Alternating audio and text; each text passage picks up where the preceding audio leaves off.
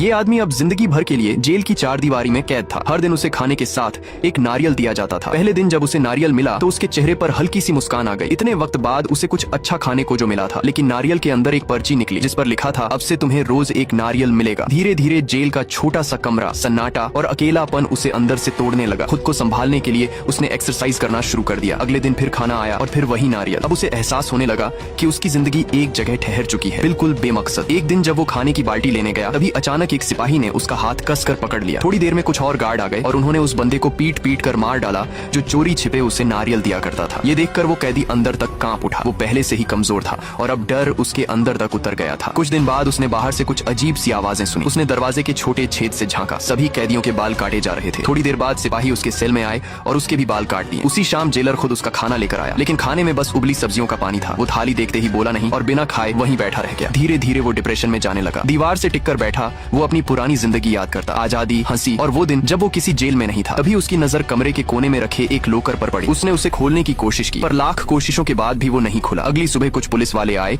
और उसे जबरदस्ती बाहर खींच ले गए। दरअसल वो उसे इलाज के बहाने बाहर ले जा रहे थे। वहीं उसे जेल में काम करने वाला उसका पुराना दोस्त दिखा जो किसी तरह उसकी मदद करना चाहता था। दोस्त ने धीरे से कहा, आज रात मैं तुझे यहाँ से निकाल दूंगा। रात होते ही दोस्त ने सिपाहियों को शराब पिलाई और बाकी कैदी जो पहले से भागने का मौका तलाश रहे थे धीरे धीरे इकट्ठा हो गए। सभी पुलिस वाले एक कमरे में मूवी देखने में बिजी थे। तभी उसका दोस्त आया और चुपचाप दरवाजे का ताला खोल दिया। अब सब आजादी की तरफ दौड़ पड़े। उन्होंने दीवार पार की और दूसरी तरफ कूद गए, लेकिन तभी उसका दोस्त फंस गया। सबने उसे चिल्लाकर कहा, कूदो। वो कूदा तो सही, लेकिन उसके पैर में चोट लग गई। सब लोग उसे सहारा देकर जंगल की तरफ भागने लगे। रास्ते में उन्हें कुछ लोग मिले जो असल में पुलिस वालों के ही आदमी थे। पहले तो वो पकड़ने वाले थे, लेकिन इन कैदियों ने उन्हें पैसे देकर मना लिया। उन लोगों ने इन्हें एक नाव में बैठाया और कहा, अब तुम लोग सुरक्षित हो। सभी को लगा कि आखिरकार आजादी मिल गई, लेकिन तभी नाव में बैठे लोगों के बीच झगड़ा शुरू हो गया और उसी लड़ाई में एक आदमी मारा गया। कुछ देर बाद थके हारे वो लोग एक अजनबी आइलैंड के पास पहुंच गए और अब असली सफर वहीं से शुरू होना था।